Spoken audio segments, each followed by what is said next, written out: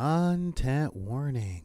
The following show contains tobacco smoking, possibly some potty mouth language, discussions of fictitious violence, and one or two uncomfortable subjects.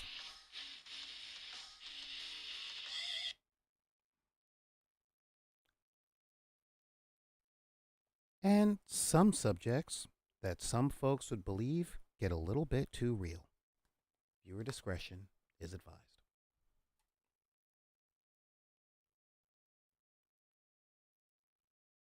Always a phone call, huh? Yeah, always a phone call. It just happens.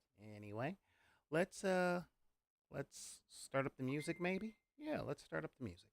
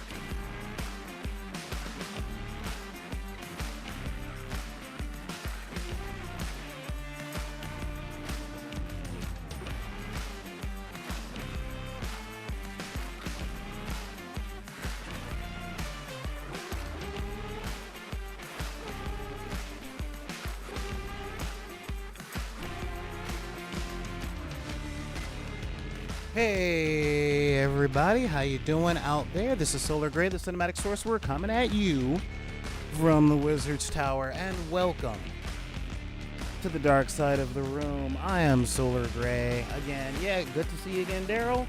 What's going on, A. Baxter? Sorry, I sent out the whole thing, and I literally just got a DM from one of my new GMs going, okay, and watch. I'm like, dude, you're my GM. What better way to get to know me than to watch my show live and see what I'm like on camera? Oh my god. So major shout outs to those folks over at Dungeons Divided. Check those guys out. It's another company I'm working with where I can play games and be online and do the whole live stream thing and not have to GM, which is awesome for me because a lot of the times this stuff gets kind of exhausting. And while we're at this, sorry I'm late everybody, so many technical difficulties happening today. Like, you know, when you start to open up your thing and it's like, hey, guess what? Boom, I've just opened a thing and it goes, hi, we'd like to update your security. And I'm like, couldn't you have done that like 3 hours ago? Oh yeah, we could have.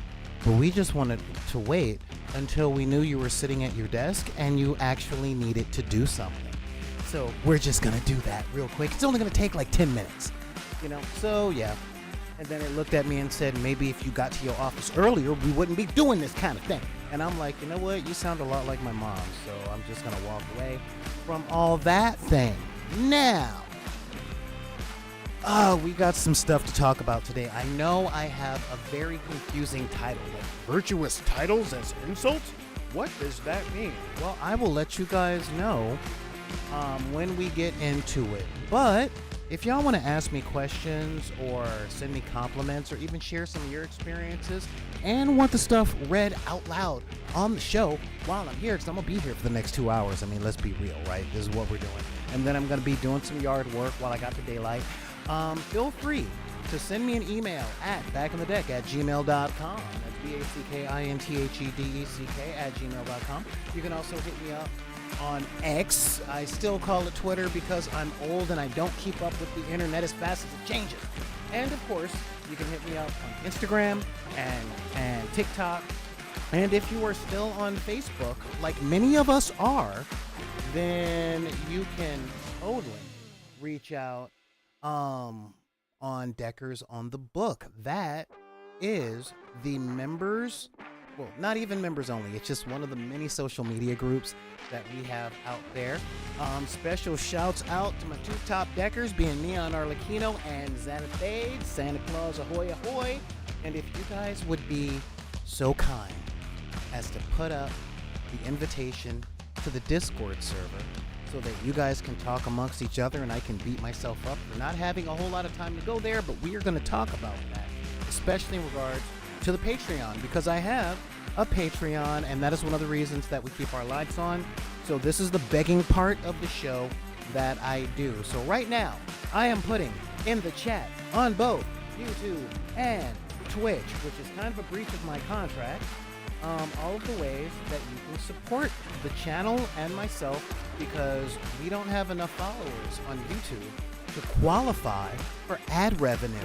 And if you guys were willing to subscribe on YouTube and send thumbs ups and stuff, if you guys like what we have to say, and and you guys like the people in the community and be like, you know what, everything is chill here, let's come on and check out what this guy is talking about, maybe do some painting, maybe talk about some stuff that's really sticking in my craw about being a gamer, then yeah, let's totally do that. Just like, subscribe, and all that stuff on the YouTube channel. That would really help, because y'all know I'm always on the verge of losing my place to live. Now, the next thing that I want to bring up with all of that, let's see, we talked about the donations. Oh, the Patreon and all that stuff. So while we are here, okay, y'all know I have to run ads on this. Oh yeah, finally, Twitch, subscribe. Look, I know it costs $5 a month to subscribe on Twitch, but this is how you could actually really help me out and stick it to Jeff Bezos by using his money to subscribe on Twitch with your Amazon Prime gaming account. It's something that you would have to re-up every month, but it doesn't cost a dime. And I still get a split from that. It's free if you have Amazon Prime already. And if you want to spend the $5, then head over to patreon.com/BID_P. Sign up for the Patreon. And if you're really down for the cause, do both. Huh? Both can be done. Yeah, that works. Anyway. Hey, what's going on, Gaming Fix? What's up? Daryl, thank you for sticking it out with me, man. Seriously. And let's see, we've got a Bester. Always good vibes in here. Thank you. Thank you so much. Like, that actually means a lot. So, now that we've gotten all that stuff through, we've talked about, I got to say who I am, what we do, why we talk about this stuff. I've got a thing that I'm going to be doing possibly for the Patreon, because I really liked our live stream from Wednesday. Okay, I really did. I got to rant and rave about a movie that a lot of you guys have definitely seen and look at as Holy Scripture. And a movie that some of you guys probably haven't seen because you might be pretty young. So I kind of like that. And I like the whole idea of like reaction videos. I watch a whole lot. The problem is, I've seen so many movies and I don't react well. So I'm thinking about doing a Patreon thing of shared movie experiences. It's kind of like a reaction video, but it's really, I have on Patreon a watch party where I put on a movie that I've loved 100 times, and we can hang out and talk about the movie. And of course, the top patrons would actually be part of the panel, but everybody talks in the chat and all that stuff. So I'm thinking about doing that. Let me know if that's a good idea and something that you guys might be interested in. So less of a old guy reacts to movies that he grew up with, and more, hey, watch this movie with me and tell me what you think. Watch along. Yes, a watch along. Exactly. You guys watch it with me if you haven't seen it. And maybe there'll be some people there that haven't seen it, and maybe our enthusiasm will rub off and they'll be like, dude, that movie is cool. I wouldn't have watched that because it doesn't have the special effects or stuff of today, because the movie was made in the 70s. You feel me? Because there's a lot of good stuff that might be getting lost through history just because it's not new and flashbang. But that don't mean that it's bad. Old don't equal bad. Real talk, I still laugh at Marx Brothers movies. So yeah, I mean, it's a real thing. So let me know if that's something you guys are interested in. Now, yeah, that's right. I got the coffee going. And about to make sure that my family-friendly image is going down the tubes because times have changed and I don't understand them. Anyway, Major shout outs to my people on Twitch watching in the chat, by the way.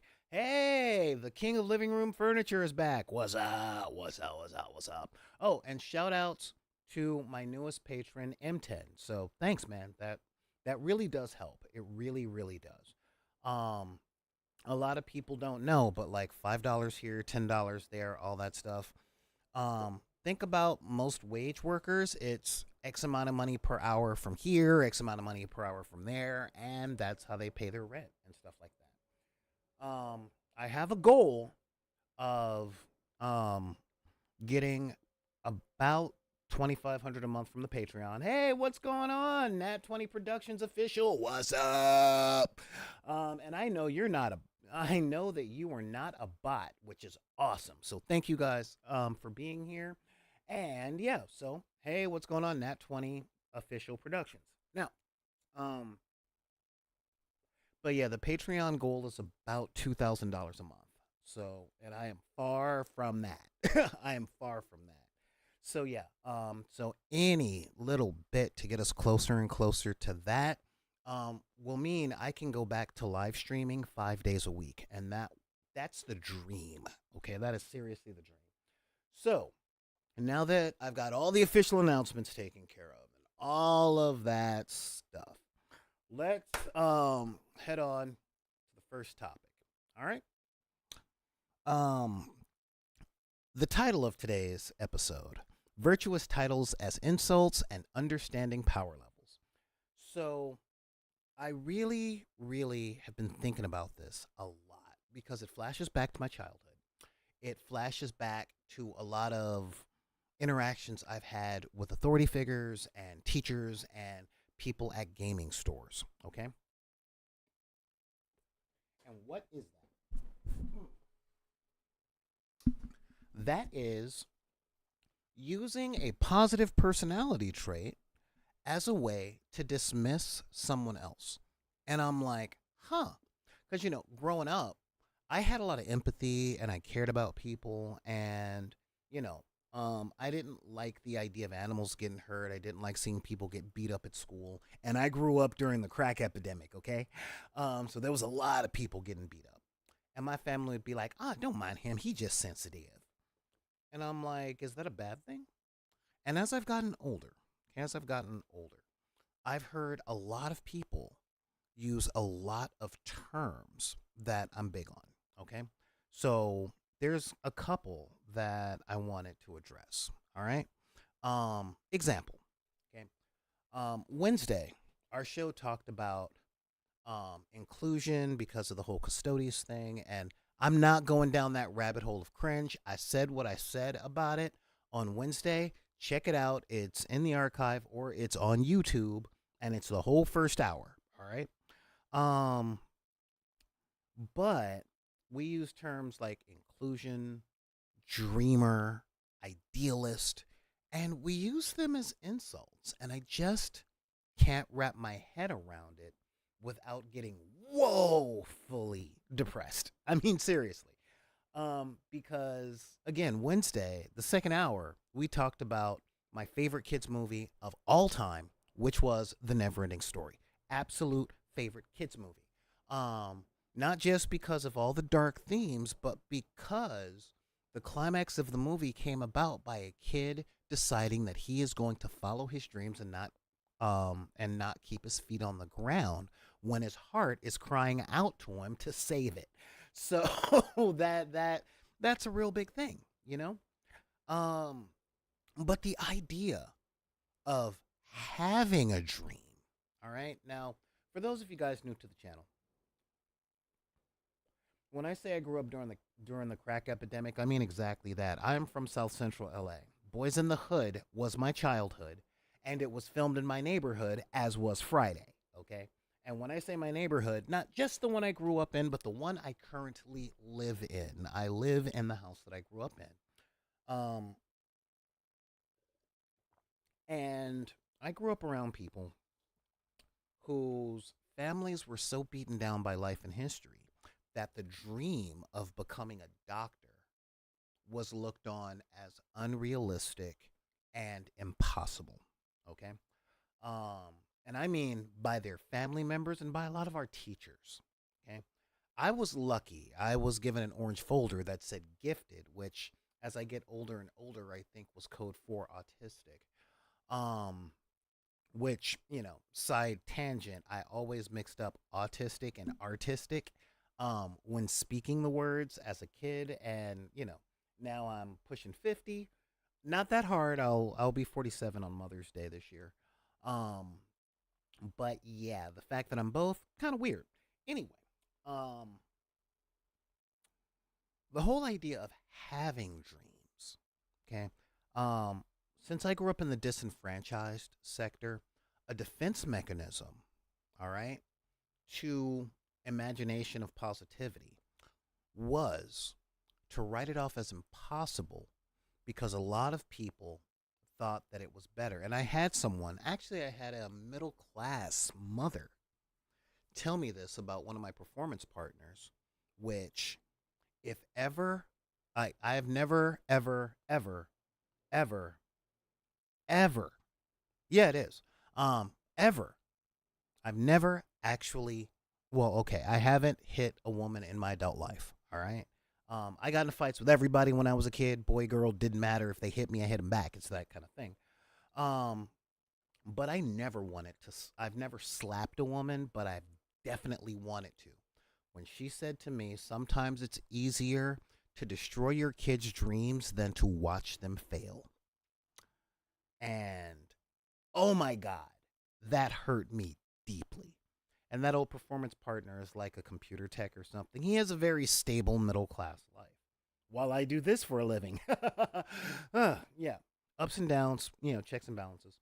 Um, oh, your oldest. All right, your oldest is a Taurus too. That is awesome, Zan. Yeah. So now I know when and where to send a card. But yeah. So, as I was saying, um, and as I've gotten older, I've seen so many people use positive personality traits to write off other people.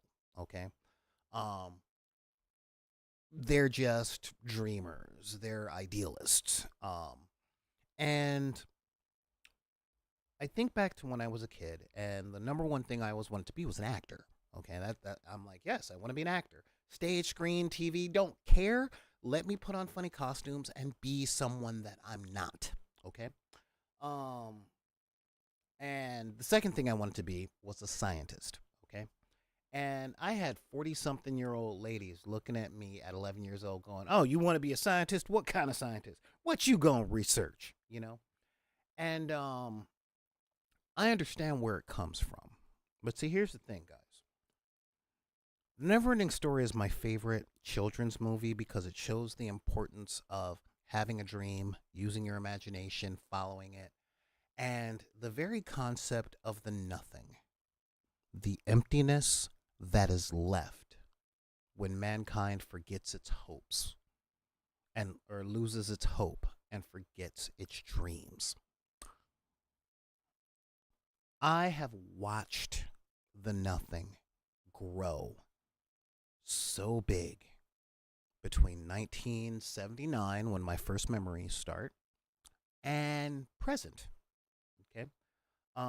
So much emptiness, so much fear and doubt for the future, so much anger about the lives that we have versus the ones that we were promised. Okay. So I understand where a lot of that stuff comes from. I really do. And in truth, I empathize with it because I know maybe two people out of the hundreds of folks that I know that are actually living the lives that they imagined. Ah, let's see. I love that message of not losing hope. It's so hard to have any um when the world makes even the simplest dreams painful. Yeah. And we're going to get on that today. We're really going to get on that today. Um now I'm not going to pretend that living in the United States in the year of our Lord 2024 does not feel like a dystopian hellscape hitherto only imagined in dystopian future fiction such as Blade Runner 1984, Brave New World, or Ready Player One. Okay? I know that it's hard out there, y'all. Seriously. If I were to show you guys the stack of mail that I have in my kitchen, you guys would be like, "Oh, yeah, thank you, Zan," or RoboCop. Stay out of trouble. Um, you guys would be like, "How do you keep going on?" And that's the key. Okay. Now, I want to address a lot of my friends out there who are angry. Okay. And I'm not just talking about my angry white male friends, I'm also talking about my angry woman friends, my angry black friends, just the people out there that are upset that they did everything right and stuff is still seemingly impossible. Employment, keeping up with bills, keeping your job. Okay, like I found out not long ago that my friends that make over $100,000 a year have to. Well, first they're taxed like 24% of it. So let's see. Let's say they make 120, so 30,000 goes to taxes. 60,000 goes to wardrobe, residency, excuse me, and car because they have to live in the right place, dress the right way, drive the right car, or get essentially isolated at work, denied promotions, and eventually laid off because it's just not working out. And I'm like, man, the world that my parents built is not very sustainable. Okay. But to my people that are angry because they did all the right things and they still lost, I'm going to remind you guys that this is a gaming channel. And I don't care if you're playing 40K, D&D, Monopoly, chess. Sometimes you can make all the right moves and still lose. Okay? And it sucks. It sucks really hard. Says the dude that's doing a podcast begging for donations who has 3 undergraduate college degrees and no student debt. Okay? I too did mostly everything right. And one or two things like ripped my life away from me entirely, you know? And it sucks. And the game is rigged, you know?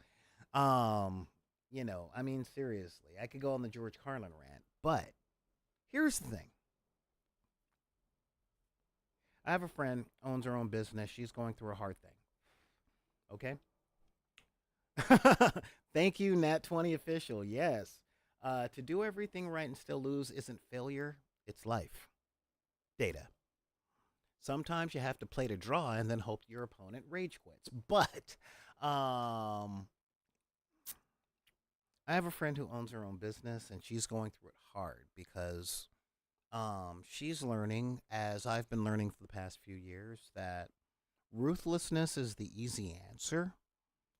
But in order to be the person that she can show her son is a good person, she is doing her best to give people chances and stuff like that. And this is the thing. This is one of the things I wanted to address. Okay. Um, a lot of people are very afraid of risk. Okay. And this is coming from a dreamer. Okay. You need to stop. Yeah. I thought I put my phone on do not disturb. Yeah, do not disturb. I'll look at that stuff later. Um, hang on. Let me just. Am I going live now? Yes. Okay. So, as I was saying, um, and she hires people. Small businesses. She is a small business, and I have a lot of small business owner friends because I am a small business owner, and I will tell you,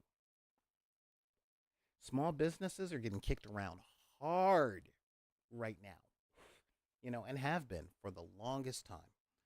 Um, and they do every. Yeah, yeah, I know, but they They follow the rules. They employ people. They train people. And the system as it's set up just tears them apart, you know? Um, but that's for our meeting down by the docks next Tuesday because yeah, there's a whole lot of misconceptions. And the biggest misconception that brings about the need for the defense mechanisms, okay, is the idea that if you do all the right things, you will win. That is what I would say three generations of Americans have been taught. You know, I'm Generation X. All right. I'm on the younger side of X, but I'm still X. You know, meaning I learned how to cook when I was 5. Um, and that was when I was allowed inside the house by my parents. I do occasionally drink from the water hose to remember, I developed that palate. And yeah, I spent my time in third spaces getting injuries from a lot of places. Okay. Um, and that gave me a really, really high distress tolerance and ability to bounce back from loss internally. Okay. Definitely not financially. But and I was explaining to a friend of mine who's a boomer that we've had 3 generations of bad leadership and terrible parenting, and we're reaping the benefits of that now. So let me be the cool uncle that one of your parents never wants around and let you know this. All right. Um, my friend who's a small business owner is going through it, and I told her the whole parable of essentially how I keep waking up in the morning, which is there was a little girl who opened up a lemonade stand. She got the lemonade and she mixed it with the sugar and she put on her pretty pink dress and she smiled real big, made sure that her teeth were all brushed and all that stuff. And she got out there every Sunday morning at her lemonade stand and she put up a sign that said glass of lemonade and the D was backwards because it's cute. Lemonade, $10,000. And people just looked at her, smiled, and walked away. Um, and one day, her father walked up to her, very much keeping your feet on the ground, and he said, "Honey, you're charging too much for lemonade." And she looked at him and smiled and said, "Daddy, I only need to sell 1 cup."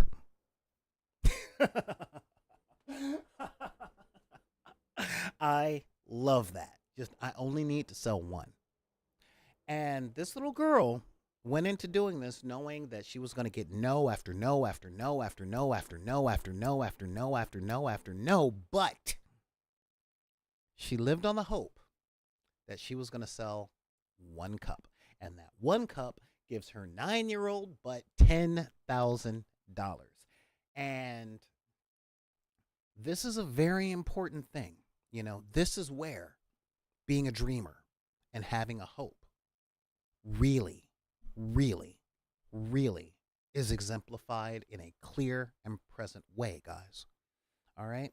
Being a dreamer, being sensitive, being decent, being what you guys would consider moral, those aren't character flaws. Okay? They're really not. Um did the HOA get her? No, no, no. This was before they had a tyrannical hold on everything. Actually, no. Since you're pulling the ADHD questions, there was no HOA in their neighborhood. Okay, yeah, how's that? All right, cool. But yeah, she just had to sell one. That's all. They just had to sell one. You know, when I first started this channel, I had loads of people going, nobody cares about nerd stuff from the perspective of people of color, women, LGBTQ, the disabled, the neurodivergent, and the poor. Nobody cares what they're saying in Appalachia. There are no gamers in the hood. Nobody cares about that. I'm like, bro, I'm going to say this. You don't care about it. You may not care about what I have to say, but there are 7 billion people on this planet.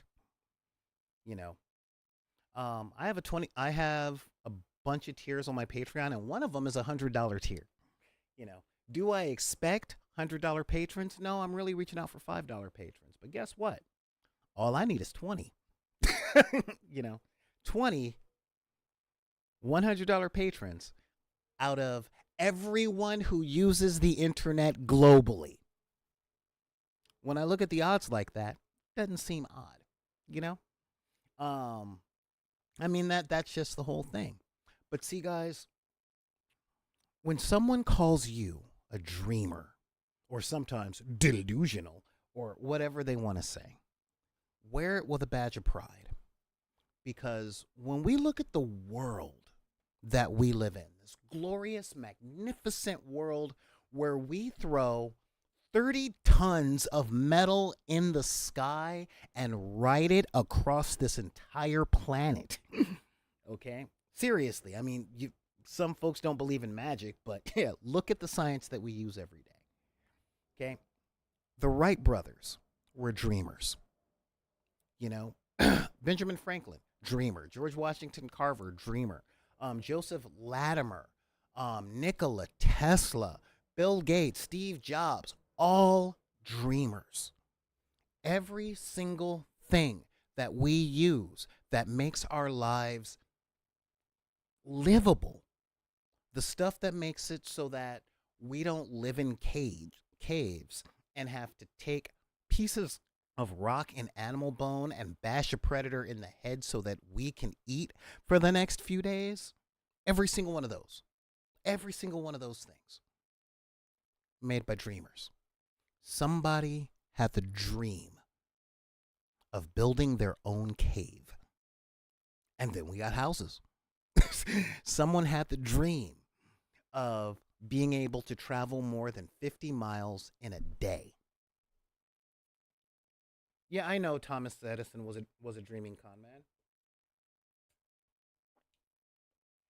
Someone had the dream of traveling more than 50 miles in a day, and then we got carts, and someone dreamed about a carriage without a horse on it, and now we've got the Indy 500.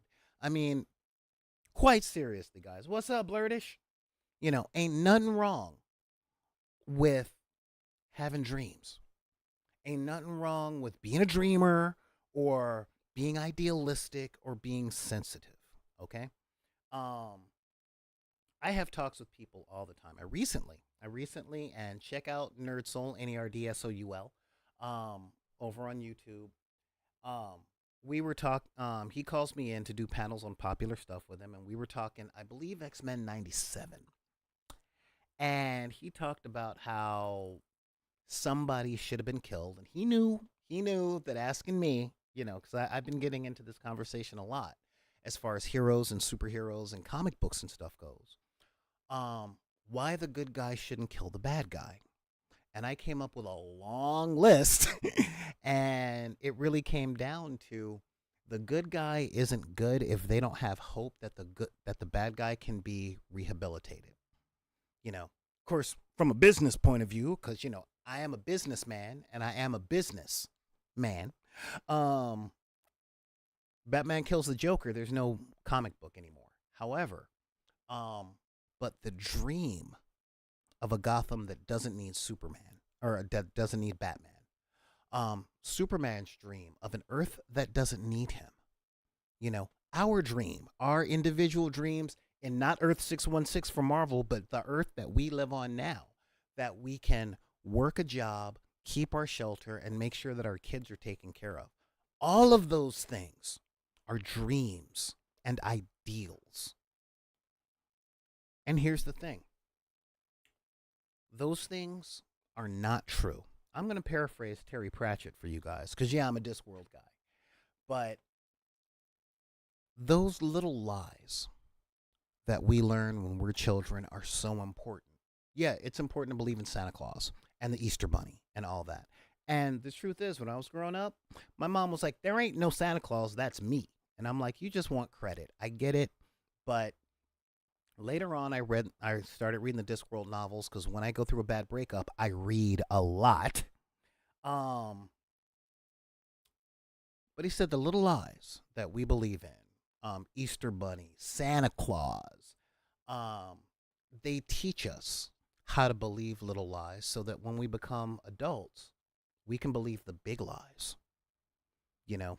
And if you don't believe that we believe in things that don't exist, then destroy the world and grind the universe into the finest powder and sieve it through the finest filter and find one atom of justice or mercy.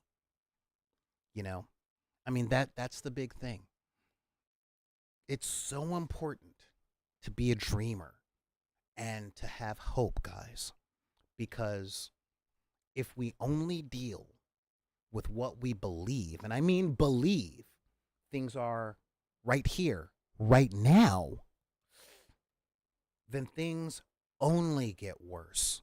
And that's not me being hyperbolic. This is literally me being thermodynamic because the laws of thermodynamics state that entropy is the driving force. So no matter how much we want things to stay the same, it is going to lose atoms. It is going to lose molecules, i.e., it will deteriorate, rot, and become something that does not hold up under its own weight. Okay? It's the dreamers that came up with hygiene. It's the dreamers that came up with maintenance.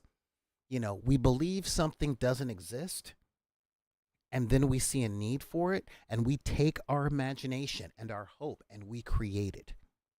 You know, we create the stories and the games and all of the scientific advancements, you know.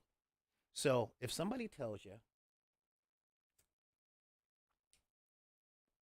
or somebody tries to write you off because, oh man, that ain't how the world works, I challenge you not to tell them to put that card back in the deck because that's kind of an aggressive saying. Just look at them, give them a knowing smile like I do, and say, yet. So I would go to commercial, but yeah, I've been going back and forth through commercial with all that. So let's uh let's check out some of the let's check out some of the chat here. Let's see here. Yeah, we've got Nat 20 Productions. I love that message of not losing hope. It is so hard to have any when the world makes even the simplest dreams painful. Just trying to pay rent and get a job is impossible. I know how that feels. Here's the thing about that. Our hopes and our dreams are the stuff that makes it possible. So I don't want to sound like a woo woo person that reads The Secret and says phrases like your body temple. But I will say this: when you truly believe that something is possible, you work better at making it so. So the more that we believe that finding work is impossible or building an audience is impossible, the more that we allow that thought to shape our actions into making us right, if not happy. Okay. Let's see here. We got Zan. Okay, Neon Arlecchino, we got the Indy 500 because some people dreamed of getting drunk during Prohibition, right?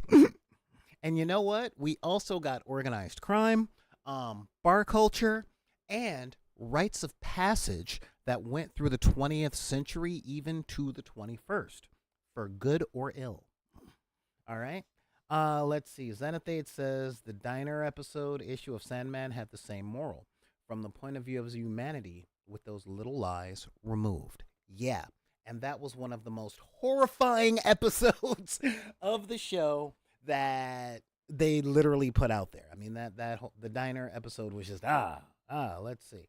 I'm glad to hear this possibility. I was reading a romance manga last night that turned into an Ayn Rand apocalypse. Really didn't see it coming. Yeah. I had a very similar thing, but I was looking at C-SPAN. Huh? Look, I did a politics humor. Anyway, so let's move on, okay, to another really important bit. Okay, another really important bit. Let's go on to our next segment. As you guys know, I teach a lot of games. I deal with a lot of newbies, a lot of newcomers. And I'm always looking to refine my teaching techniques so that our community can grow larger and larger. And I don't mean our online community full of people that we never talk to. I literally mean, hey, what's going on, Knights of G? Um, no, I mean the people that we interact with and do stuff with and stuff like that. I want that to grow so big. I want to be able to actually get the mythological pickup game of a board game or a minis game. You know, the closest thing I've actually seen to that was Adventurers Guild and D&D 5th edition. So, um but I do notice something because other than watching reaction videos, I watch a lot of battle reports and a lot of content from a lot of great creators out there. All right. If you guys haven't watched, subscribe on YouTube to Mini Wargaming. Check out their show Maelstrom of Lore. It is so fun to learn about the Warhammer 40k universe. Because Mini Wargamer Dan is just so fun. I'm not sure if he doesn't know the answers to the question that he's asking, or if he's playing the role of a new person, but he does it really well. So it's really fun. Um, and one thing I noticed is something that pops up whenever I'm new at anything. Okay, and yeah, there's a lot of things that I like to try and study. Um, we've talked a lot on this show about jargon, meta messages, things like that. One of the biggest things that I find really difficult to teach is relative power within a game system. Okay? That's a really, really, really, really big one. All right, Zen. Yeah. Make sure to get the thing. Don't forget your wallet. That kind of thing. Um, every time I play a new game, or when you guys play a new game, you'll get the people that are in the store. Um, and they will talk about named characters or certain spells and stuff in the games that you're playing, or certain moves and stuff like that. Um, and they will talk about their power levels and stuff like that. And if you guys are like me, which I think you are, which is why you're watching this channel, because I don't get that much hate mail anymore.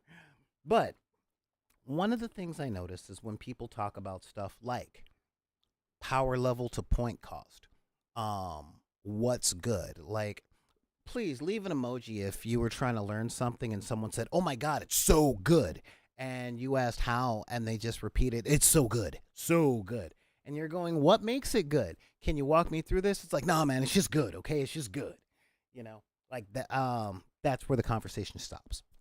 And you want to try and catch up, but there's so much research, so many opinions. And as long as Reddit, YouTube comment sections, and X exists, it's really hard to understand relativity. All right. So I'm going to talk to you guys about my technique of teaching what is powerful and what isn't to the people that are really interested in learning this stuff. Okay. Um, so let us take Warhammer 40k hero clicks or one page rules. All right. Now, I say 40k first, not because of the custodian, the custodian's cringe crap out there. I just talked about that on Wednesday, right? But when you look at 40k, you've got two things that really get in the way of understanding what the game is and how to play. Thing number one are the older players, okay? Sometimes tournaments, sometimes not, but a lot of the older players that don't understand how good they are, so they're still talking to you like they're new without realizing that they're using jargon and abbreviations and stuff like that. And the second thing is the lore. Okay? What do I mean by this? Well, and this goes on to HeroClix and the night model superhero stuff, or any game that has an IP along with it. Okay? If you look at the lore, okay, the fluff of a system, what you'll see is their poster boy. I don't care if it's Superman or Batman or because if you're dealing with something that has an IP, like I don't know, the Lord of the Rings miniature game or the Harry Potter miniature games, it comes with this idea that we know the IP. However, we look at the main characters of the IP and we forget to take into account their script immunity. Okay, that's really big. Um, when you're playing Hero Clicks, okay, I bring up Hero Clicks because it's one of the most accessible miniatures games that has superheroes, or even Marvel Crisis Protocol. Okay, there's this idea that the opinion about the character mixed with their lore should play out on the tabletop, which translates to my favorite character doesn't lose. I don't care if you're talking Superman, Batman, Deadpool, Captain America, whoever, any of the X-Men, any of the X-Men's foes, he says as a Magneto fan. Um, I'm playing this character because they don't lose. They are the most powerful. You know? If you're new to the setting of, say, Warhammer 40K, I've got two words to say. Space Marine. Okay? And you've got the players going, oh my God, they're so powerful, or oh my God, that's not powerful enough.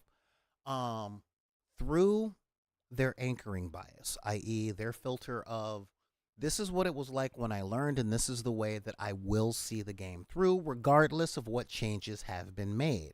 No, I'm not specifically talking about the Custodes drama, although it does fall within that purview. Okay, but I've read quite a few Warhammer 40K books, and one of the things they make very, very clear is the main character of the books, whichever book you are reading, has what I call the Marvel Comics problem. Here we go. You're about to come at me, but I'll take the smoke. All right. When I say the Marvel Comics problem, I mean the Infinity Gauntlet, the Ultimate Nullifier, the Power Cosmic.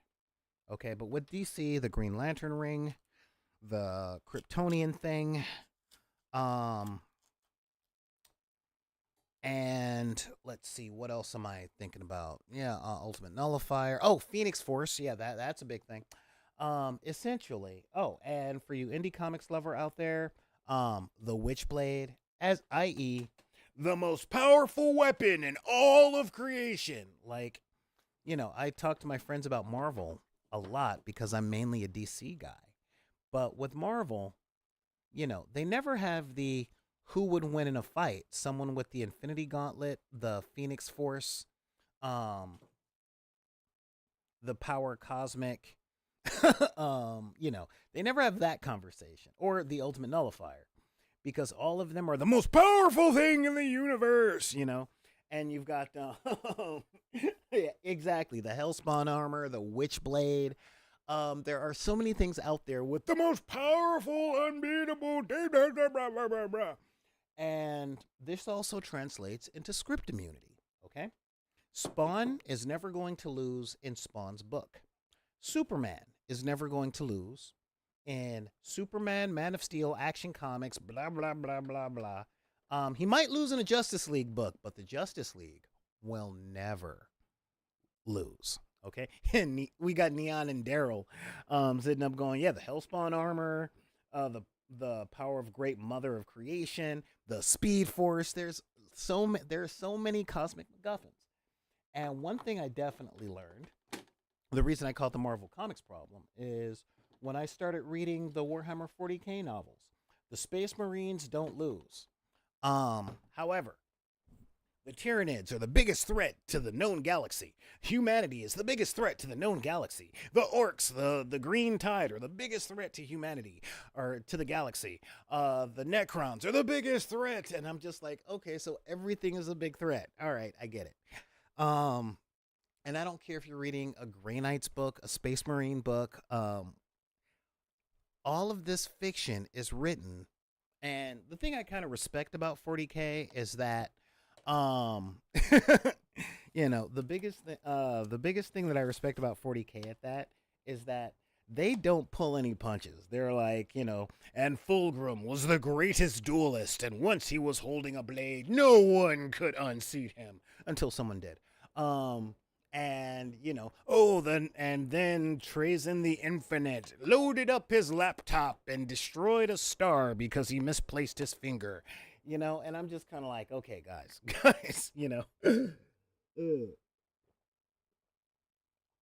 it's like everything is super unbeatable unless it is. And people take these ideas to the tabletop, um, and some of them get mad when they lose.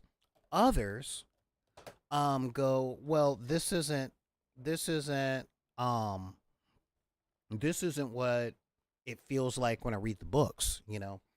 Considering how many comic based games I play, I see that a lot. There's no way the Hulk would be taken down. And it's like, yeah, there might not be a way in the Hulk's book, but apply that to the universe in general, and you have everybody on top all the time. Just everybody on top all the time. You know, and good game design. Uh, oh yeah, Vulcan is the biggest and most physically strong, other than the Emperor and other than Gazgul Thraka after the Grand Wog that's coming. There's always that thing, the biggest and the strongest. I don't even exercise. Um, but don't get me wrong. Um, you know, it's really one of these big things where a lot of folks go, the thing I'm playing is supposed to be the biggest and strongest, but it doesn't feel like that on the tabletop. And I have a friend named Danny. Okay, and Danny has this uncanny ability to pick the most broken thing and most broken combination of anything in any game I ever give him, ever. Okay, seriously, just the first thing he picks out is just the thing that happens to be at the top of the meta. I'm like, have you ever heard of this game? And he was like, no, I just like the way that this guy looks. And I'm like, okay, there you go. And you wipe the floor with me. This is fantastic. Um, but a lot of that stuff, yeah, it leads to feel bad moments, but most of it leads to I don't understand how powerful my team is. Okay. The very first faction I picked for 40K were the Custodies. And my one of my best friends looked at me and he's like, "Power gamer." I'm like, "What? Huh? I don't do bad. These are gold guys with a bunch of gold, so they're easy to paint and they look cool, like bling bling. And I didn't know what they did in the game. I don't know how they're tough. And then I looked at some of the lore, and I'm like, "Oh, these guys are written to be like one man can take down an entire army by himself because he is the best of the best of the best of the best of the best of the genetically modified, clinically insane child soldiers." And I'm just kind of going, okay, so how come he is not at the top of the tournament lists? And then I look at the tournament lists and I'm like, oh, look, the Eldar are there right now. Yeah, you know, um, and yeah, it's always best of the best of the best. But how do you learn this? How do you get a skill set that shows you what is strong? How do you? Because here's the thing that I've learned over my 35, 36 years of gaming. It does ring true within the confines of game mechanics. But most people who talk about game mechanics and say it with me are not very good teachers. Okay? So, how do you get a context for this within the context of teaching and all that stuff? Well, when HeroClix was new, there were a lot of figures that didn't have superpowers. Okay? Excuse me. I mean, a lot that were out there. And I think about that idea with 40K. Okay. Um, if I'm teaching 40K or one page rules, and I'm now to the point where I can, You could put together a really cool army that has stack after stack after stack after stack, and then all these combinations with the cards, and then the secondary objectives, and then the stratagems and the gambits and all that stuff. And you know what the person that you're teaching will be like? Doop. They'll be gone. They will have checked out. They will be miles away because it's just too much for someone new to come in, and it'll be way too much to understand on the first couple of things. So how do I swing it? Well, let's say I was taking, I don't know, Warhammer 40K.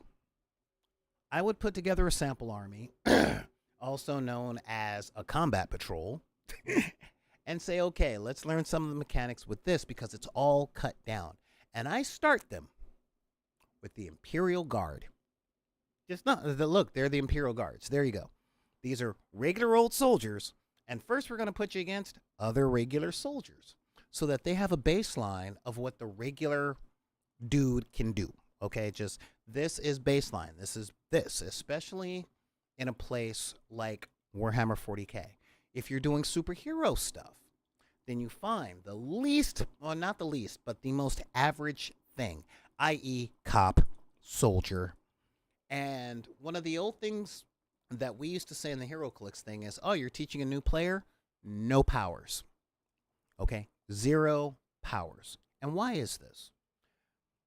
Within game design, there's got to be the core mechanic. Okay? With Dungeons and Dragons, you've got 10. Okay? Just 10. Yeah, exactly, Zan. Cop, soldier, goon. Don't you got to go to the store? You just get, hi, I'm Marvin, the store owner. Uh-oh, those teenagers with baseball bats are coming to rob my store. And that is the game scenario that you play out. If you're doing D&D, yeah, this is why farmer stats exist. Okay? So that people understand how special they are. Since I've got way more years with tabletop RPGs and teaching new folks, I will say this. I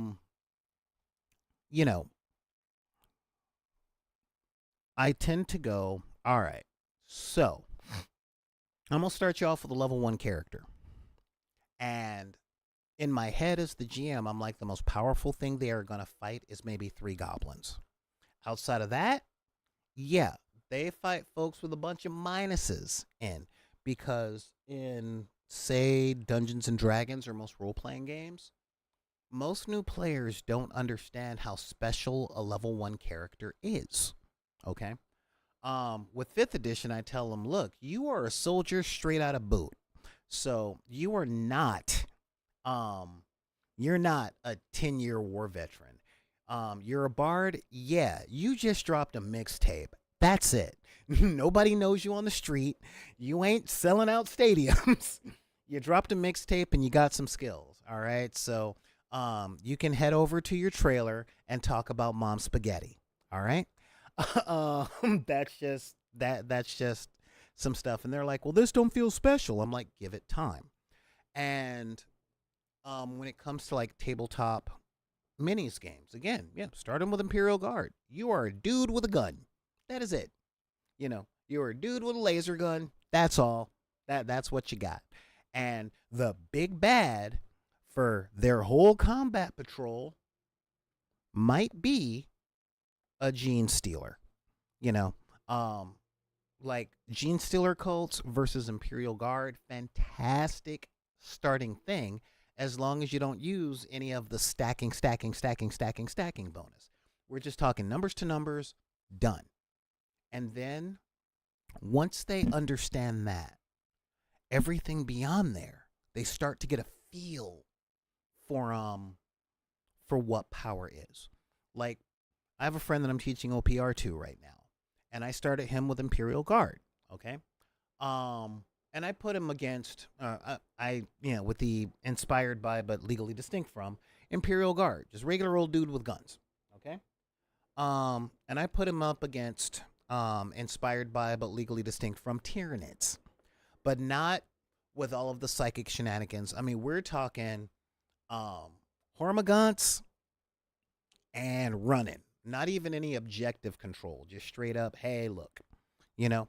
Oh no, not sorry, Zan. No, not Space Marines versus Chaos Space Marines because Space Marines are supposed to be special. They're the best of the best. I'm talking straight up Imperial Guard grunt versus um Alien Hive grunt.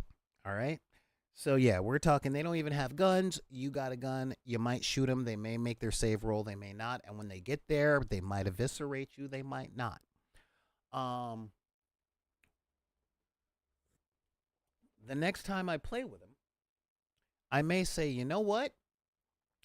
I'll take um I'll take the army of standard old soldiers and I'll give him a couple of battle brothers, a couple of space marines, so that he can see the difference between the two. Okay? When I taught a friend of mine Dead Zone. Dead Zone has their own space marines and one of the reasons I love that system is because it really shows how strong certain things are. Okay? Not just because it uses a D8 system and stuff like that, but yeah, he had his dudes, I had my dudes, and I'm like, okay, now I'm going to shoot him with this, and now I'm going to attack him at this, and he's still standing? Seriously? I just threw my whole army at this guy, at this one dude, and yeah, and that is really a thing. And when he saw that everything I threw at it, boom, that was a thing. Now, I got this idea, like I said, from HeroClix, but it was really solidified for me with the first run of Marvel Crisis Protocol, except they did so in reverse, and it was kind of irritating in the sense of the very first mission that you got in the first edition Marvel Crisis Protocol box. You got a whole bunch of shards of the Cosmic Cube, and that gave your superheroes more and more power, which let them really feel like they feel in the Marvel movies. Okay? It was a good marketing strat, but not a very good way to teach the game. Let's see here. The hardest part I have with new players in a lot of games is allowing them to feel powerful without them getting too overwhelmed or too full of themselves. The full of themselves, easy to take down, okay? It really is. And I'll get to that in a minute. But overwhelmed, that is why we start with such basic thing. Now, Zan brought up Space Marines versus Chaos Space Marines. Here is my thing with that. And this is one of the reasons I love Combat Patrol. Space Marines, Sisters of Battle, let's face it, most of the factions of 40K have a whole bunch of what's called shenanigans. Special powers, special stratagems. It's not just I go forward and I hit you, and yeah, even if you're playing Tau and World Eaters, it's you get a lot of shenanigans to do more of one thing than another and all that other stuff. All right. Now, if you cut that stuff out, and this is the crux, okay? As I said, I start with Imperial Guard, versus just plain old goons and grunts. And when they get used to it, I add an elite. Okay, I just add one or two elites. I add a couple of warriors instead of just hormagaunts. With the Imperial Guard, yeah, they get a bunch of freaking infantry guys, and then they'll get a sentinel. You see what I mean? You have to move it up a little. And then when they get used to that, you can drop on stuff that's more powerful and they'll feel the difference. But the reason that we do this is to give them what's called a base stasis, okay? This is the control, if you will. The thing that lets them know, okay, this is the game. So how do I make it better? How does it get worse? Okay. And this is one of the things that helps people understand. Now, I cut my teeth playing against tournament players, and they explain nothing because back in their day, nobody explained anything to them. They just had to figure it out and get good. Ask me if I play with them anymore. Ask me if they play with anyone other than one or two people in their lives and how often it happens because of careers, families. And when I say family, I mean dying parents and kids that are growing up, you know. Um so what I'm doing right now with you guys, okay?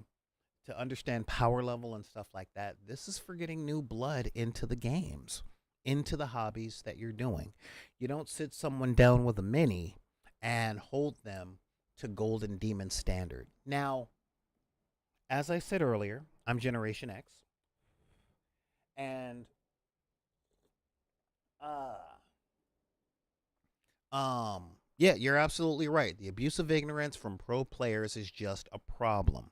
It's bad in fighting games as well. Yeah, it's bad across the board. And this is the part where I let you know where it comes from. Okay. Especially since we've got newer people to the channel. Um, I grew up with very little supervision because I'm Generation X. And the supervision that we did get, and the supervision that we did get was all abusive. Okay. It's, I'm going to beat you up until you fight back. But if you fight back, I'm going to fight you harder because you will never beat me. That is what is most important to me.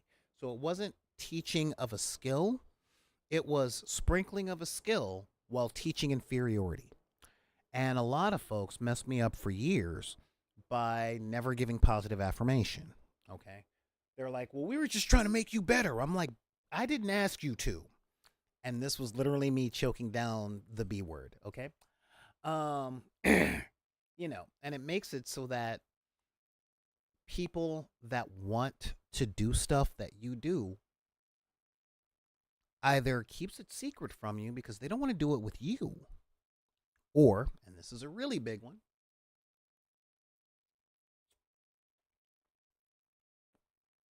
they just quit and go do something that they may not enjoy as much in the long term, but they don't dislike right now.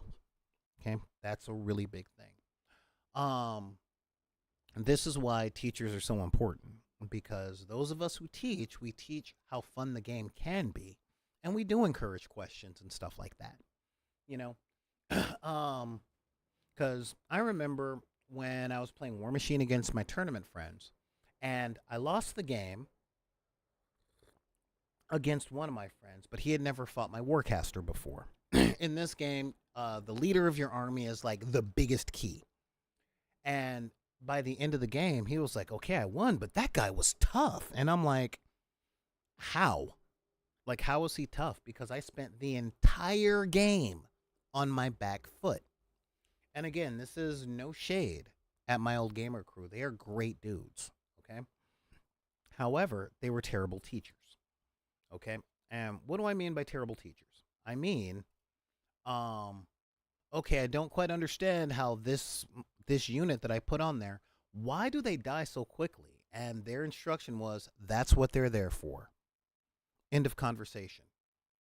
You know, they didn't explain to me that my unit of pikemen were there to hold back another unit or a strong guy thing. So I shouldn't expect to have them by the end of the game, but they tie up the thing that I'm afraid of so that whatever I'm trying to do, I can do with a little more ease. That never came up. It was just, they're there to die. End of conversation. Or bad instruction. Okay. Um, and of course, when it came to the other stuff, like new figures or really cool things that I'm out there, like when I finally got a giant robot, it was, oh, I got priority, and they would blast my giant robot off of the table before my first turn because they knew what my robot was capable of, and they assumed that I knew. And I never learned what my giant robot was capable of because I was never allowed to play it, you know.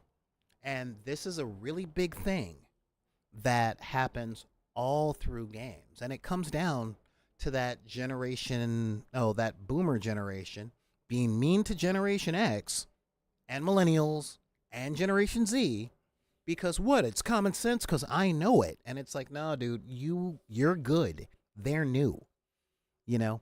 Um it's funny. I talked about stuff that I watch, okay?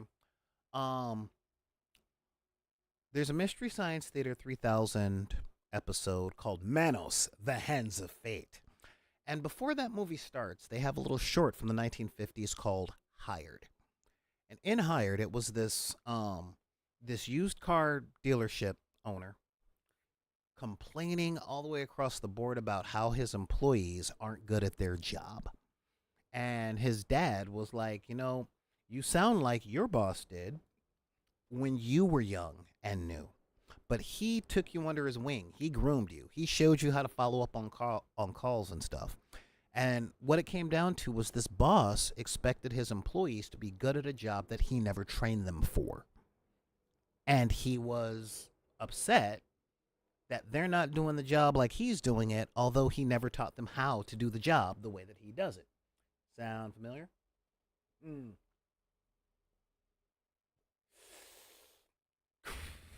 Yes, I had a feel bad unit because of its potential that I didn't understand. Okay. And as I went on further, like I said, when I went into Hero Clicks or returned to Hero Clicks, and I understood the potentiality of the characters because, again, big on comics. Um, I started to really understand, but I also understood what I needed to know, like how I needed to know stuff. Um,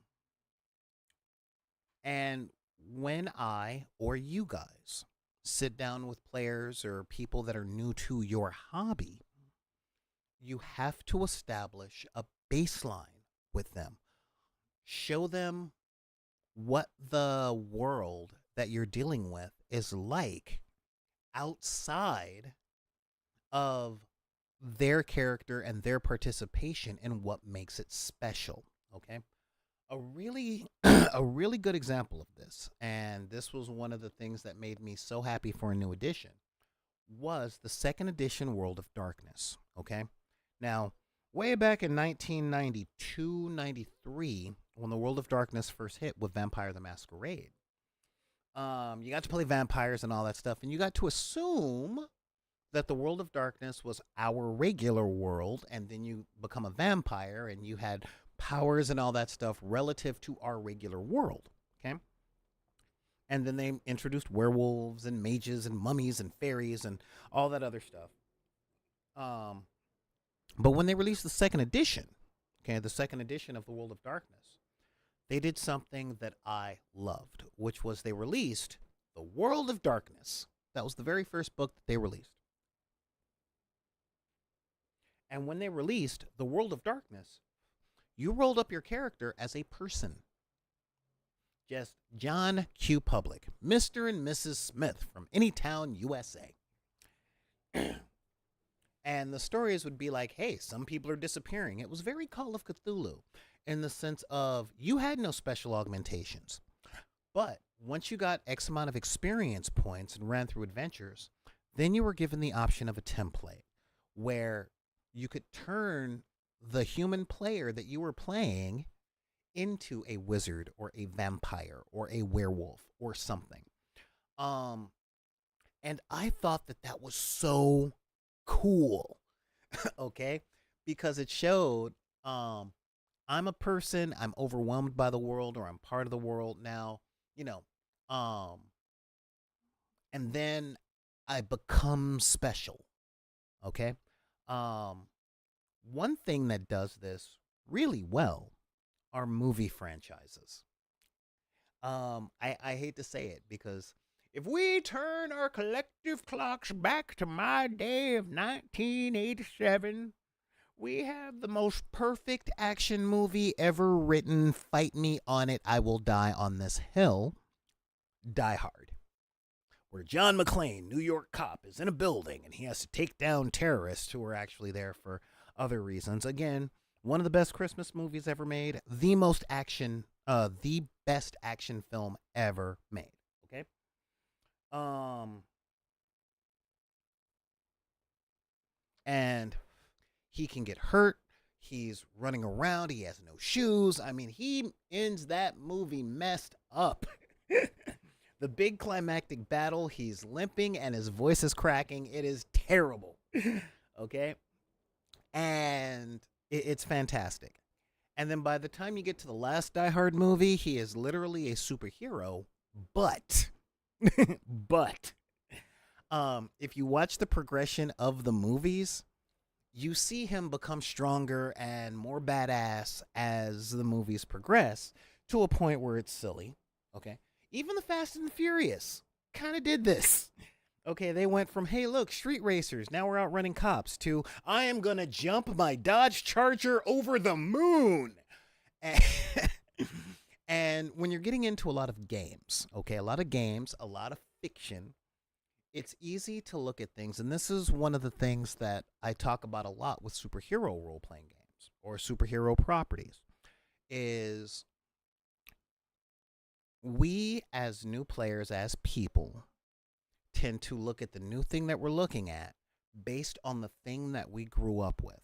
So, if you are playing Superman in, say, the DC Universe game or HeroClix, you're looking at Superman as he is in the comics right now, who is pretty much unbeatable by anybody.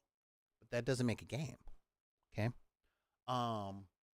When I run superhero RPGs and people make their characters and they try and make Superman or Wolverine or Deadpool, I'm like, yeah, this is all great.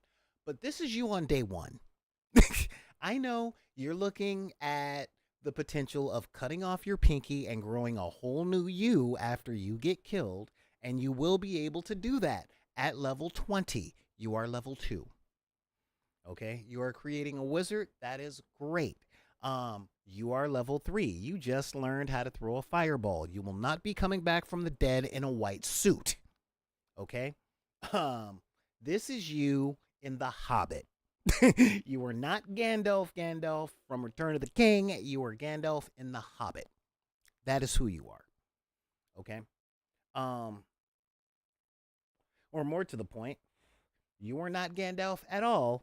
You are the wizard from The Last Unicorn. Okay, you are Danny from the D&D cartoon. You know 1 or 2 spells and don't get punched in the nose, but you will stay there. No, it's not. It's not the goat of a legacy movie, but it is the. Hey, Malcolm. Yeah, like I said, I will fight you. Best action movie of all time. Name a better one. See, you can't because you're incorrect. Die Hard is the best. Die Hard 1 is the best. And I can say that because you can show it to 14-year-olds today and they will so get in. They won't complain about the effects. They won't complain about how unrealistic it is. They will be there with John McClane the whole time, even when he has to jump off of a skyscraper with a water hose taped to him. And then what happens after he survives the fall? You see what I mean? That's what I'm talking about. Again, all day. By the way, thank you for watching, man. You are one of the goats. But yeah, so but a lot of people go, well, I should be able to do anything because the lore says they should be able to do anything. The comic books are like, yeah, Superman is unbeatable. So yeah, you want to be Superman or Omni-Man? Yeah, that's great, but you're not going to be at that level for a while. 2 reasons. 1, it's hard to play a game that you can't lose. It's not fulfilling. And 2, it's very hard to write for the ultra, ultra, ultra, ultra powerful. Why do you think the Martian Manhunter does not have his own book? Okay. And why do you think Galactus doesn't have a monthly? So yeah, I mean that really is a big thing. So when we set a baseline for the universe, this is what the cabbage salesman can do in relation to the plot, that helps the players go, oh, well, I am special. Because it's a much better time going, I wish I could do this, but I haven't learned it yet, than to think, I should be able to do this. Why can't I do this? You see what I mean? Stuff like 40K. becomes really difficult for new players who get into the lore because, according to the lore, nothing can beat them at all ever. I don't care if you're playing if you're playing Space Marines, Grey Knights, Custodes. The only thing that I've been able to find in the 40k universe that shows, yeah, the odds are stacked against you is the Imperial Guard, and that's primarily because they are regular people without acts of faith, power armor, genetic modification, or giantness. They are you and me, you know. When I was going over the notes for today's episode, I actually started playing that little game of who would I be in this universe, and I started thinking about myself and my old best friend. And a lot of people go, um, um, oh, well, I'd totally be Jagatai Khan. Oh, I would totally be this. I've even had people look at me. One of our viewers actually likened me to Malkador, and I'm like, thank you. That is actually pretty awesome now that I know who he is. Um, but when it all comes down to it, I've even had people look at me and say, "Yeah, no, dude, you are, and will always be Magnus." I'm like, "Ooh, well, you know what? At least I didn't get Lorgar." And the truth of the matter is, I'm Caius. That is who I am. I am Caius Selphon. Yeah, yeah, that is definitely me. Okay. And when I looked at him and checked out his lore and stuff, I'm like, you know what? Yeah, it would be my luck to fall forward into being a commissar and get the reputation for being an amazing dude. Not to mention the amount of imposter syndrome that I actually have. But yeah, that's who I think I would be. And I'm like, the person that I can see myself as in the entirety of the 40k universe is the human Imperial Guard commissar who spends most of his time running away from trouble. And then gets the reputation. He went on a scouting mission by himself and led the Tyranids back to a kill zone. And he's like, yeah, sure. I guess, because if I say I tried to run away, you'd put a bullet in my mouth, and that wouldn't be cool. Yeah, totally. I was totally leading him here. Yeah. Woohoo! All hail the emperor. All right, cool. Uh, but yeah, but when it comes to that kind of thing, it's like, looking at the Imperial Guard. It's like regular people in this universe that sucks. Um, and I understand it. And the person that was actually really able to point it out to me was my best friend because he loves comics as much as I do, but he never goes above street level. So as I'm into the Martian Manhunter and Superman, he's into Batman, or more to the point, he's into Gotham City. Not even Batman, but Nightwing at best. Um, we do 40k, and I'm checking out the Space Marines and the Custodes, and he's like, "Yeah, I'll do Gene Stealer Colts. You up for playing Necromunda?" um, so yeah, that whole street level thing, I I love Marvel Cosmic, and I'm all down with the Shi'ar Empire. He likes Daredevil and Luke Cage. You see what I mean? It's just that different of power level, but that base thing of bank robber versus the ultimate nullifier. you know um and that's really the thing. So to understand the bank robber level, the Imperial Guard level, the dude that's yelling because Team Avatar keeps tearing up his freaking cabbage cart, you know versus Team Anti-Avatar, whose airbender takes the air out of your lungs, or the bloodbenders, or you see what I mean? Like, a good amount of the time, especially here in the United States, for those of you guys watching from overseas, we go straight to the ultimate power. We jump to the end. And our imaginations, our hopes, our dreams, our fantasies go straight to that end because we tend to superimpose um, our fantasy setting onto the regular lives that we are living now. Okay? And make no mistake, as a role player, I've let you guys know hundreds of times. Mage the Ascension is my game. That is my role playing game of choice when I get to play it. Um, but make no mistake, those magic powers are way too OP. um, not because I'm a huge power gamer, but because I've spent my whole life thinking about superpowers. Um, I was writing something the other day, and it occurred to me that telekinesis is horrifying for anyone who studied chemistry or physics. Okay, it's truly terrifying, and it gave me a new appreciation for Jean Grey because I just didn't get it. But yeah, telekinesis horrifying. Telepathy horrifying. Most, you know, excuse me, because I was watching X Men '97 and Madeline Pryor character was like, my telekinesis is not limited to metal. And I'm like, okay, yeah, that's cool. But, Magneto has ferrokinesis and stuff. So he's done with iron molecules. But wait a minute. Why? A molecule has the exact same points of, positive charge, negative charge, neutral charge. And at that level, it's all the same stuff. And oh my God, if I had telekinesis, I could just unmake people. That's not cool. I mean that's where my head goes because I live by myself and I need company. Um so to see that is all cool. And I get jumping to that conclusion when I sit down and I can play a game. But being within the confines of the game, if it's a role playing game or a tabletop minis game or a card game or a video game, doesn't matter.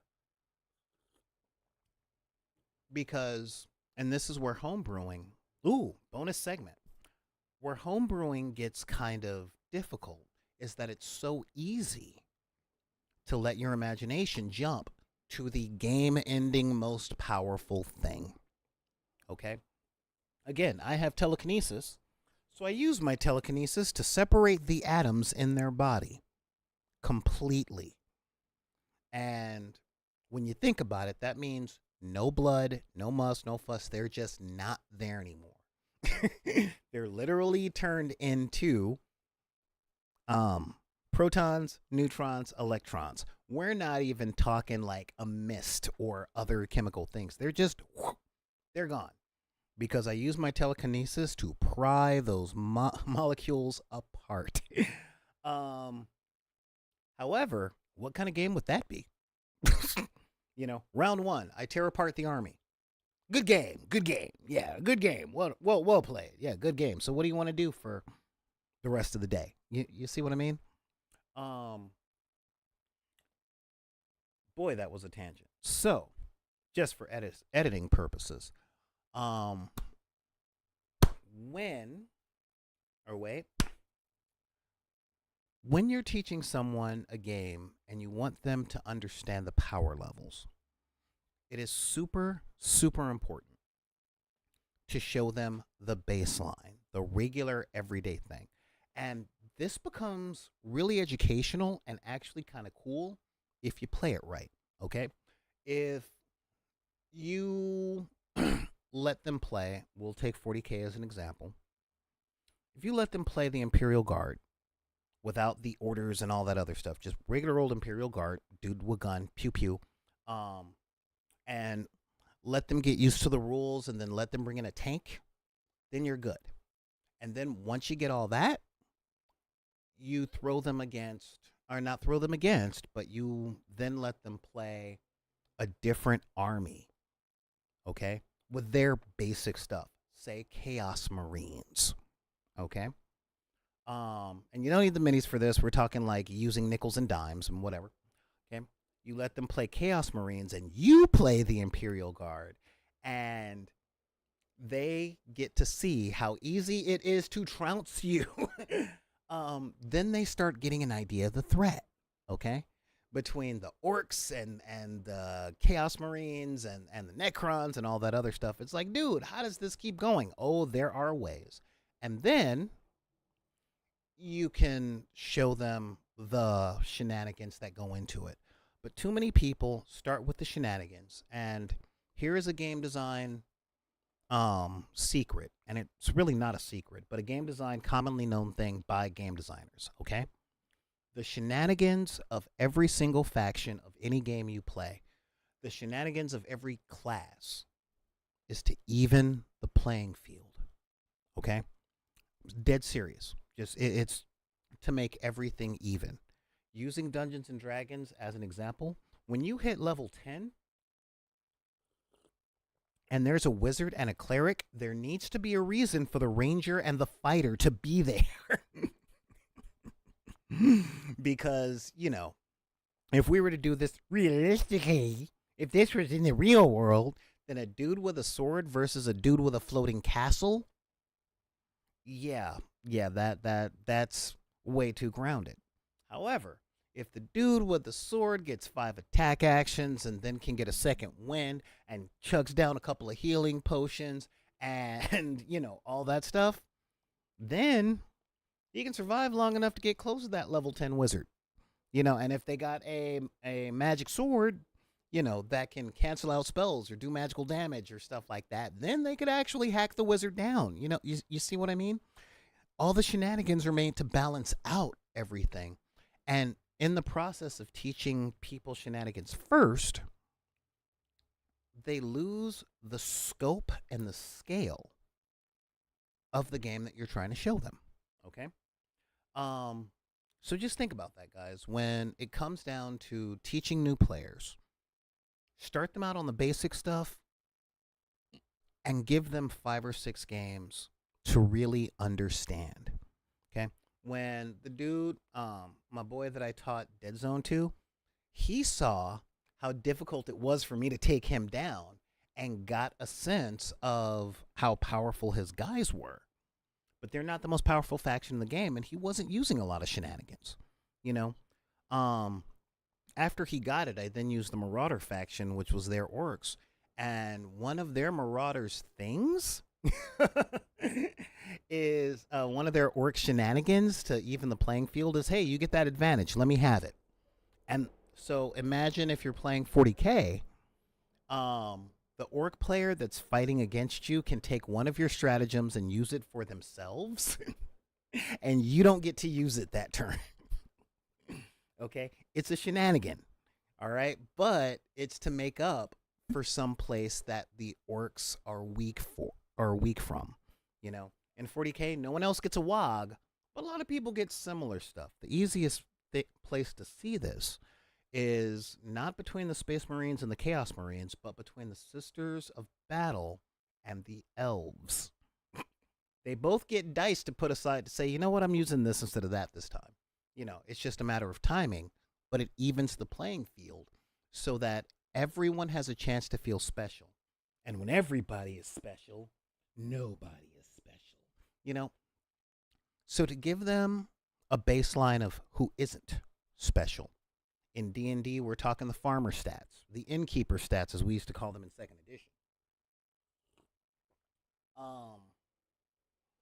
When you're playing 40K, the Imperial Guard with a badly built army that does not support the units within, no shenanigans, no stacking, and all that stuff.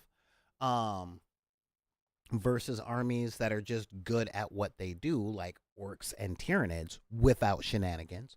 And then you'll get to see what the baseline on all that stuff is. And then once they start getting shenanigans, as in once you add the shenanigans that they can play with, this has so many benefits. And this is what's called step learning, okay? This is your first 90 days at a new job learning. You learn the basic thing with it, and then you start learning all the things that you can do in addition, all right? This is straight up primers in reading, scales in music, basic mathematics, so that you can get to the next step and then the next step and the next step. And next thing you know, you're using 5 stratagems during a game. You're getting their battle shock up. They're giving orders. They're using rerolls. They're doing all that. But when you start with the most powerful, just like you start with the most complicated, the person you're trying to teach, be it yourself or a friend that you're trying to teach how to play, no one learns. All right. Let's take a look at the chat real quick. Oh man, Malcolm is just going in on me, isn't it? It's like, let's see. Okay, I'll give you credit for Die Hard being a legacy. Yeah. I'll give you great holiday action movie before CGI. Okay, you know what? I'll take it. Still the best action movie of all time. Let's see here. Yep, yep, yep. Funny thing, Knights of Knights of G. The funny thing, I got game stores trying to get people in their stores. Okay, so here is here is one of the things that you can do to get people to come in, and that is look through the store, okay, and find one game of each kind: a card game, a board game, a role playing game, a miniatures game. This helps you feel out the, I guess you can say, gaming pool in the area of the game store that you're looking at. Okay. And then second, set up a few weeks where with the store, of course, with the store, and put out announcements on, the Discord servers, do internet raids to say, hey, at this store on this day, we're going to go over some minis game, or we're going to go over a minis game. We're going to go over a card game. Um, the ones that back in the deck would suggest is Magic the Gathering, because it keeps every game store's door open. For card game. For board game, I don't know. I would say like one of my favorite is Rogue Tavern. Um from Slugfest Games. Or it's from AEG. I believe it's called Space Dock. And of course, the Settlers of Catan type games, be it Settlers of Catan, Ticket to Ride. If you can find Power Grid, good luck with that. That kind of thing. There will also with the miniatures games, I recommend Gaslands. Okay, just have a Gaslands day. Because Hot Wheels, people go, oh my God, Hot Wheels! I will be all in on that. And of course for role playing, definitely D&D using the starter box.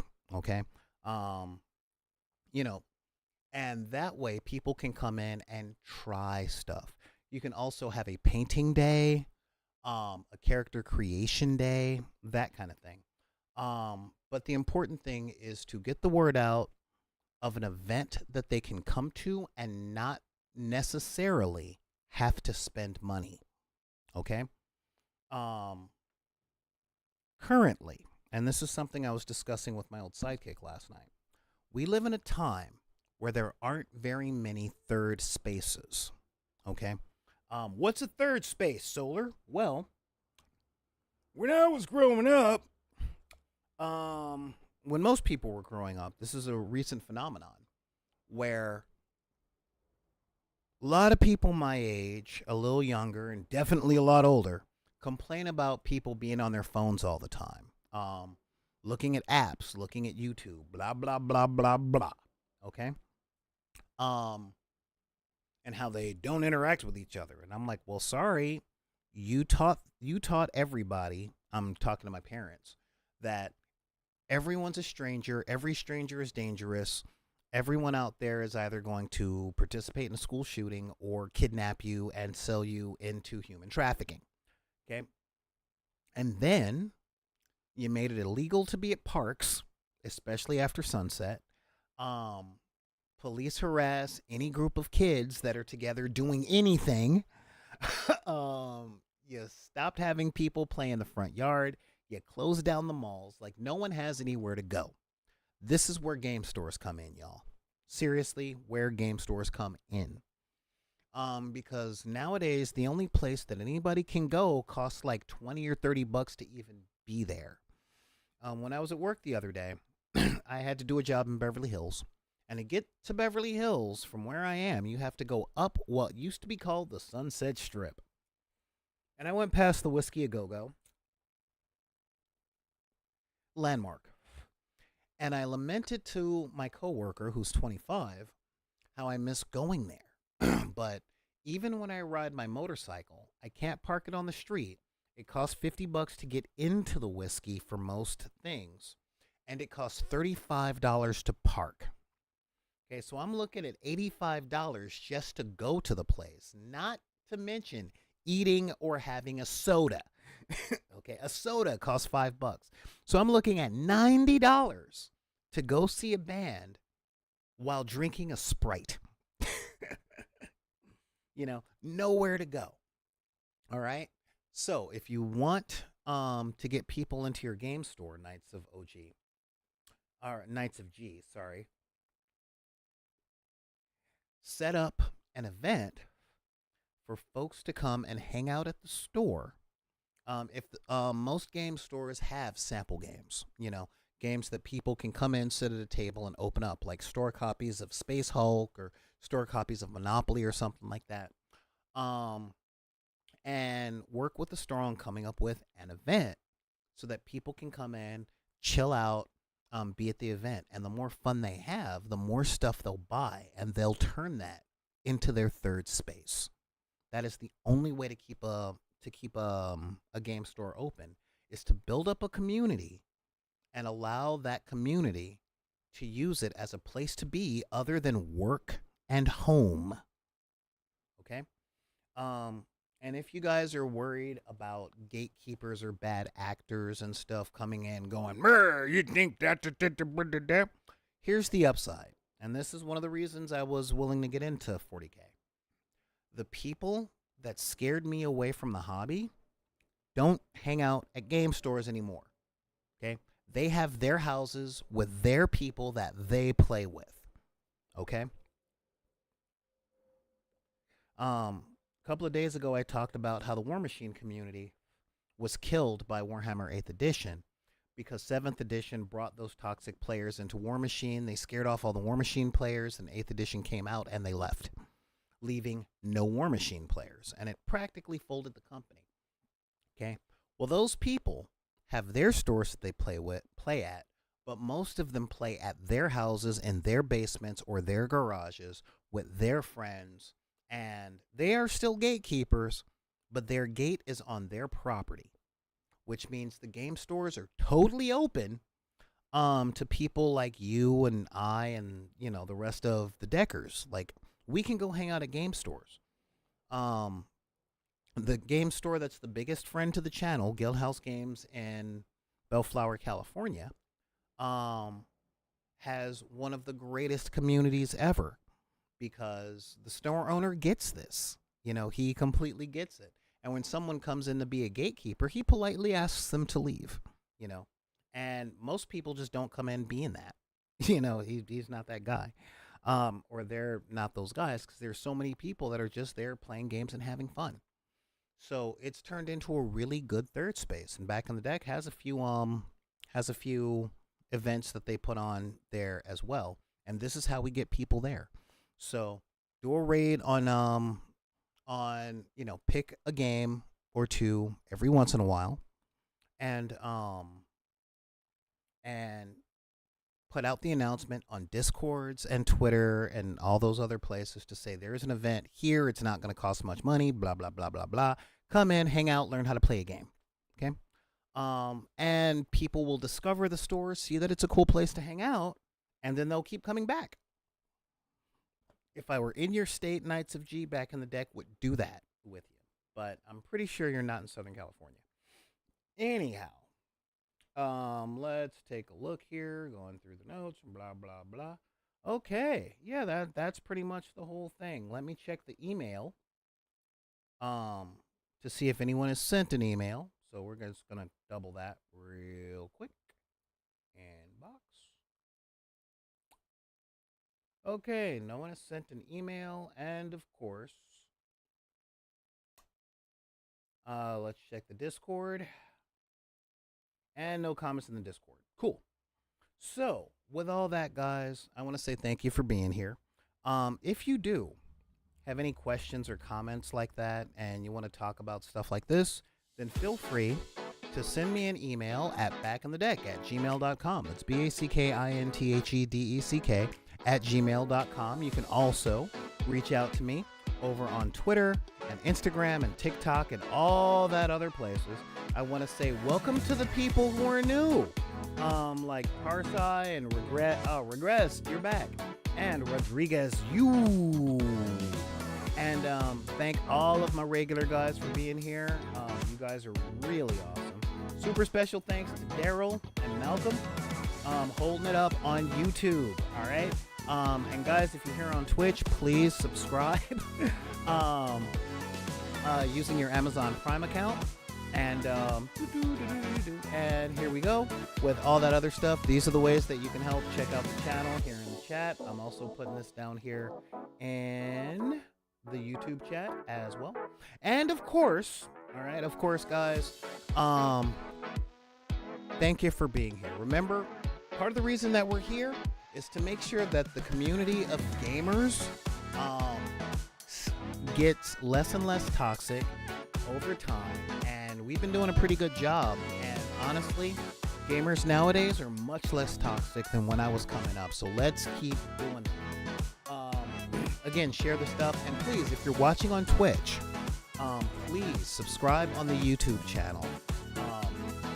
Again, YouTube doesn't care about anything with under 1,000 subscribers. It really doesn't care if you're under 10,000.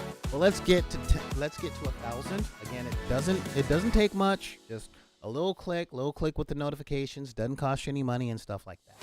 But with that, I gotta say thank you for showing up. Keep playing games and try and make somebody smile out there today. And if anybody tells you that you can't have the hobbies you like, or like the stuff that you like because of the circumstances of your birth, be it race, religion, creed, gender identity, sexual orientation, not organization, disability, neural spice, or your budget, you can just look them dead in their eyes and tell them to take those cards and put them back in the deck. This is Solar Gray, the Cinematic Sorcerer, saying thank you guys for joining me, and we will see you Monday on the dark side of the room.